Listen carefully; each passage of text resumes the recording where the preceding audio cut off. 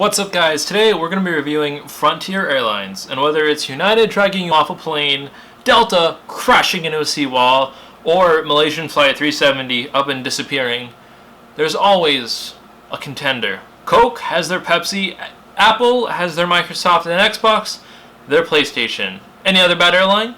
They have perhaps now the most underrated contender, Frontier. Let me tell you a story. We're going to bring it back all the way to 2018. It's not going to be too long, so don't go anywhere. I was 18.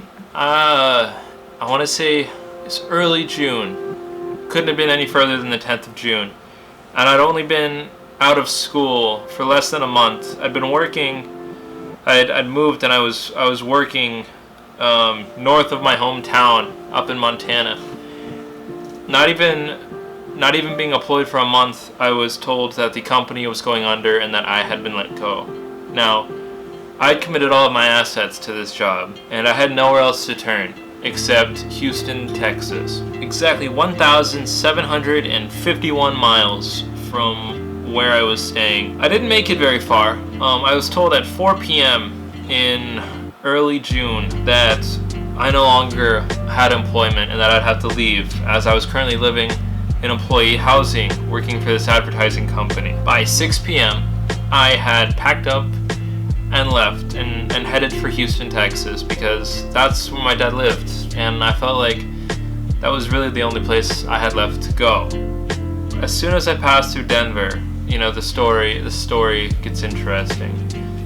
I pull off near Castle Rock, Colorado, which is right between Monument and Denver, just past 11 p.m. and I was about to merge back onto the main road.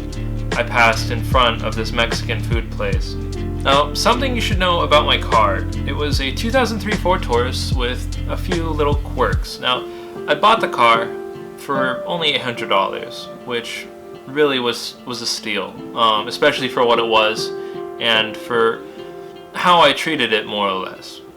Now, there were a few problems that came with the car. I never really ran into anything other than what I was already aware of, which ended up being an electrical issue, where my brights never worked. Like, ever since I bought the car, I never had brights. It was lows only. And then the other two issues that it had was that it burned oil. Not terribly. It was manageable.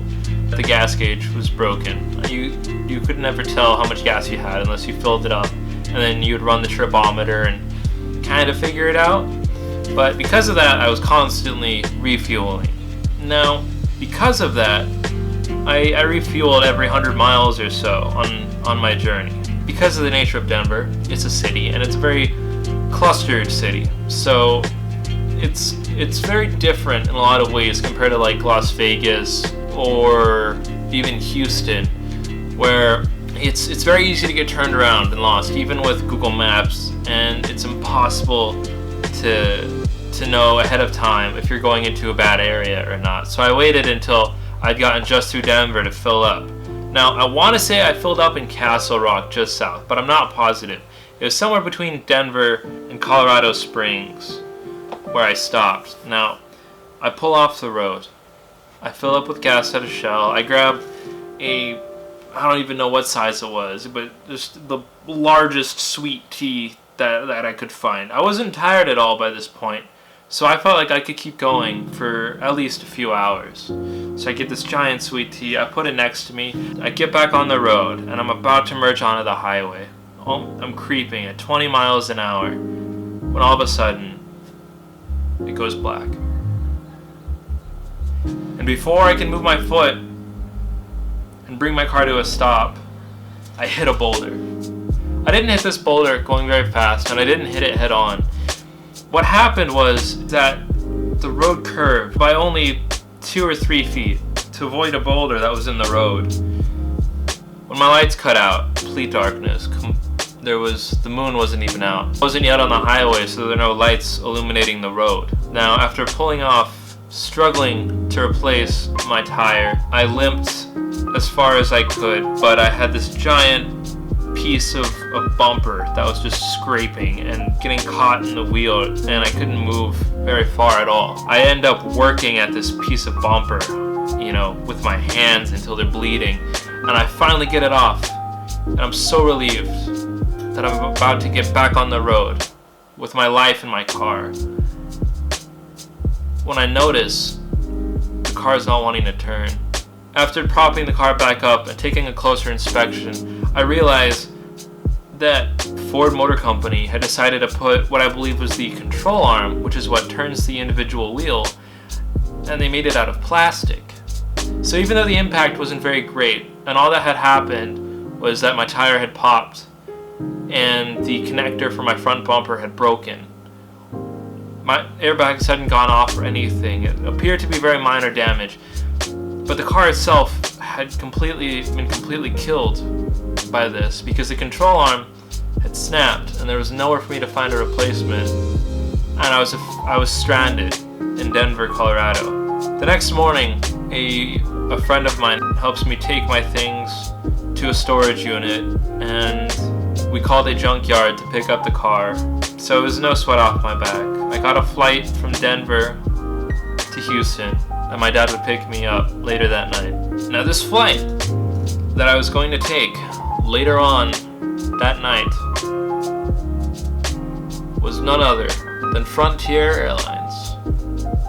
I was praying that they'd be the saving grace in this terrible journey of mine, leaving everything but what I could fit into a backpack in Monument, Colorado, and flying out to start a new life in Houston, Texas. I got to the airport several hours before my flight, and I sat, and I just pondered what life I could have outside of the tiny state of Montana. And soon, in all of my pondering, I found that the flight had not yet begun to board. Now, this was 10 to 15 minutes after the flight was supposed to have started the boarding process, and so naturally, I was confused, and I asked the other patrons around me if they knew what was going on, and none of them did. There was a rumor that the flight had gone on strike, and no one believed it, but there were whispers. After approaching the front desk, they admitted no fault and said that there was an unusual delay and that the flight would not be canceled. My flight was supposed to leave at 8:30 p.m. that night. It got delayed 30 minutes to 9 p.m. and then an hour, and then an hour and a half. And that happened again and again and again until finally, just before 1:30 in the morning, they told us that our flight was canceled. And so were 6 other Frontier flights out of the Denver International Airport. All 6 flights had gone on strike because Frontier pays their employees far less than any other airline within a competing price range. So hundreds and hundreds of us poured into the main area of the DIA and collected our bags, which had just been thrown everywhere. I mean, piles and piles of people's things, broken strollers, everything. It was a mess. And the worst part was we couldn't even make it back to our terminal to wait for the next plane to pick us up, because at the DIA, security is closed between 1 and 4 a.m. So hundreds and hundreds of people from 6 different flights, all laid out on a tile floor in front of the TSA screening area. They slept next to each other like sardines or refugees. I should have taken a photo. I would have taken a photo if I wasn't so broken. I never felt so defeated in my entire life. First a car, and now a flight had been canceled. I felt like I had nothing. But the next morning came, and another Frontier flight did come, and I did make it to Houston. And after that, I hadn't thought much of it. Because of the fiasco, Frontier handed out, I believe, 800 vouchers for free flights, including reimbursing us for the flight that got canceled. So I didn't think much of it. For 5 months, I worked a contract job in downtown Houston until I moved back up to Montana to deal with some personal things. Going back up to Montana was the second time I flew with Frontier Airlines. I didn't think it could get much worse. My expectations were very low, as low as I thought they could possibly get. And yet, Frontier still astounds me. I had an 8-hour layover in the Denver airport from Houston. During that 8 hours, I stayed as busy as possible, but as someone that worked many hours a day, I was exhausted by that point. I had finished working only the day prior, and I did end up falling asleep. Now, I'm not a completely irresponsible individual. I did set several alarms, just in case for the worst possible scenario. I ended up sleeping through the first alarm, which was to alert me 5 minutes before boarding. And then the second alarm was 10 minutes into boarding, 15 minutes before the doors were supposed to close. The second alarm goes off, and I shoot away. I gather all my things as quickly as possible, and I run to the gate. I hadn't slept very far away either. I was just outside the seating area, because you can't sleep in the seating area. There's no room, and the seats armrests don't pull up. So I sat myself in a corner, just outside of it. And I made it there 10 minutes before the doors were supposed to close, and no one was at the desk. I banged on the doors to the plane as hard as I could, and the desk attendant looked at me through the door, and she just shook her head. 10 minutes before the doors were supposed to close, she had already gone in there and refused to let me in. In a panic, I hit on the doors harder.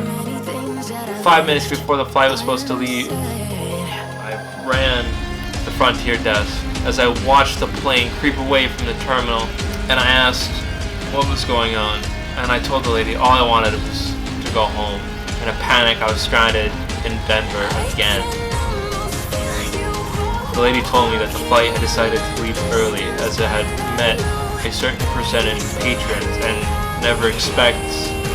Frontier never expects everyone to make it to the plane anyway. And that's what happened with United, I believe it was 2 years ago. It's common practice for planes to overbook because they don't expect you to show up. So they decided to leave early because it looks good on their record. She told me that for a $54 surcharge, she could get me on the next plane out of Denver, which was 24 hours away. Heartbroken, I went back to the seating area and I called my family to tell them what was going on. Understandably, they weren't happy with me for falling asleep and with the airline for leaving so early. But they'd asked if there was any way I could make it home that night, again, for family reasons. I rushed to the flight board and I look at all the flights. There was only one option that night, because flights don't go out of the DIA past 1 a.m. I ran as fast as I could to the board where all of the flights were listed. There was only one other flight leaving that night, and they'd already begun the boarding process, and it was a United flight. And they weren't even in the same terminal that I was. I was in the A terminal, and they were leaving out of B. I grabbed my bag, and I ran as hard as I could, and as fast as I could, to the train, and the train carried me there. By the time I'd made it, the flight stores were supposed to close in 15 minutes, and I was panicking, so upset. I didn't want to have to wait another 24 hours, because I really needed to get home. The last person had just walked through and gotten on the plane, and I'd asked the man if there was any way he could help me, and I told him that my flight had left, and had left me early, and that all I wanted to do was get home. And he reassured me, very kind man, he reassured me that there was still a way, and that he would make sure that I could get onto that flight. Now, less than 10 minutes before that flight's doors were supposed to close, and its patrons were supposed to take off, the man made several calls, and helped me out, and made sure that I got a ticket, and he put me on that plane, and I did make it home. Now, once I'd made it home, it was quiet until mid-March of 2019, when things had calmed down, and I was able to continue on with my career. I was getting ready to fly out and visit my father in Pennsylvania, and again, the only option available was Frontier Airlines. Obviously, by this point, I wouldn't have done I would have done anything to go on any other airline if it was at all possible, but there was no other option. It was time for me to move on with my life. So I bit the bullet and I took the Frontier flight. And nothing eventful happened other than one of the flight hosts being kind of angry about everyone getting up when they're not supposed to. Other than that, it wasn't terribly eventful. When I got to the DIA and had my layover before flying over to Pennsylvania, the airline got moved, but other than that, nothing terribly eventful. And now I'm here in a hotel room, Pennsylvania, almost as far away from Montana as you can get without leaving the States, making this video. And that about concludes our review. This is Skyrock, and I will see you next time.